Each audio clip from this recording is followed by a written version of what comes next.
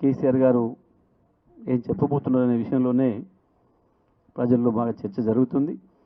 సభ బ్రహ్మాండంగా విజయవంతం అవుతుంది. మేము ఊహించిన దానికంటే ఎక్కువనే ప్రజలు కూడా వచ్చే అవకాశం కనబడుతూ ఉంది. సభకు సంబంధించి, సభ ప్రాంగణానికి సంబంధించి, పార్కింగ్ ఏర్పాట్లకు సంబంధించి గతంలో మేము చేసిన సభల కంటే కూడా ఇంకా పెద్ద ఎత్తున ఇక్కడ ఏర్పాట్లు జరుగుతూ ఉన్నాయి. వాస్తవానికి అన్ని రాజకీయ పార్టీలు సభలు పెట్టుకుంటాయి, అది ఎక్కడైనా మామూలు విషయమే.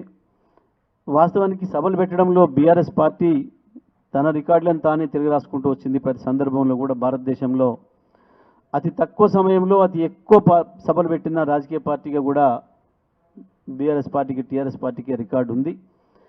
గతంలో కూడా వరంగల్లో 2 అద్భుతమైన సభలు నిర్వహించడం జరిగింది. ఒకటికి మించి ఒకటి అవే రికార్డులు సృష్టించినాయి. ఇవాళ అంతకు మించిన సభ మళ్ళీ ఇక్కడ జరగబోతుంది అనేది మనకు స్పష్టంగా కనబడుతుంది.